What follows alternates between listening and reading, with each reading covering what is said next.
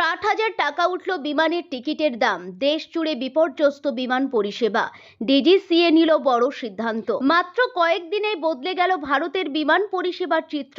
অসামরিক বিমান চলাচল অধিদপ্তরের নির্দেশে কিছুদিন ধরেই তুমুল বিতর্ক তৈরি হয়েছিল, যার জেরে বিপুল সংখ্যক উড়ান বাতিল করে দেয় ইন্ডিগো কর্তৃপক্ষ।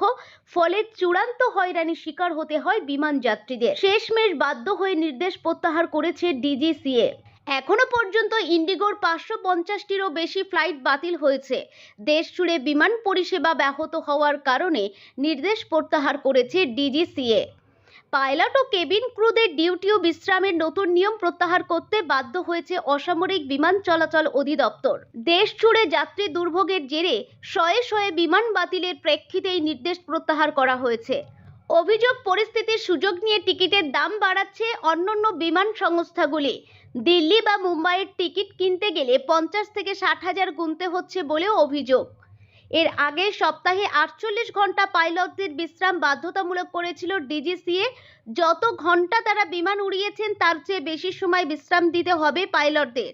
এর আগে 24 ঘন্টার মধ্যে একজন পাইলট 10 ঘন্টা বিশ্রাম দিতেই হবে উল্লেখ ছিল নির্দেশিকায়। সূত্রের খবর, এই বিভ্রাটের জন্য অনেকাংশে দামি নতুন ফ্লাইট ডিউটি টাইম লিমিটেশন। এই নিয়ম অনুযায়ী একজন বিমানকর্মী দিনে 8 ঘন্টা, সপ্তাহে 35 ঘন্টা, মাসে 125 ঘন্টা এবং বছরে সর্বোচ্চ 1000 ঘন্টা কাজ করার কথা।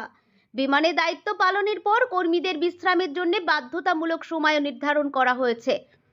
ইন্ডিগো সূত্রে খবর, এই নিয়ম চালু হওয়ার পর থেকেই সংস্থার কর্মী সংখ্যায় টান পড়েছে। সেই কারণে পাইলট এবং পর্যাপ্ত সংখ্যক কেবিন ক্রু না থাকায় অনেক উড়ান বাতিল করতে হচ্ছে।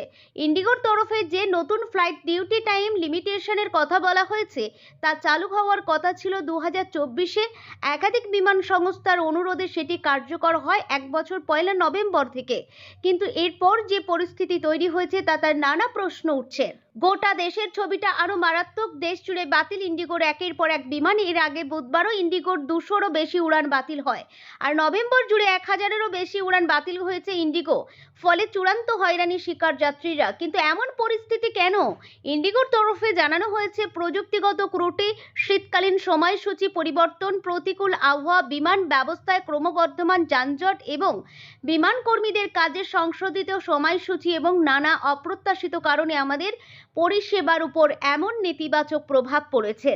বাজারের দিক থেকে ইন্ডিগো দেশের বৃহত্তম বিমান সংস্থা। ব্যাপকভাবে বাতিলের ফলে ভারতের বিমান চলাচল খাতের উপর প্রভাব পড়েছে। এখন ইন্ডিগো সহ অন্যান্য বিমান সংস্থাগুলি এই সংকটের সুযোগটি কাজে লাগিয়ে দ্রুত বিমান ভাড়া বৃদ্ধি শুরু করেছে।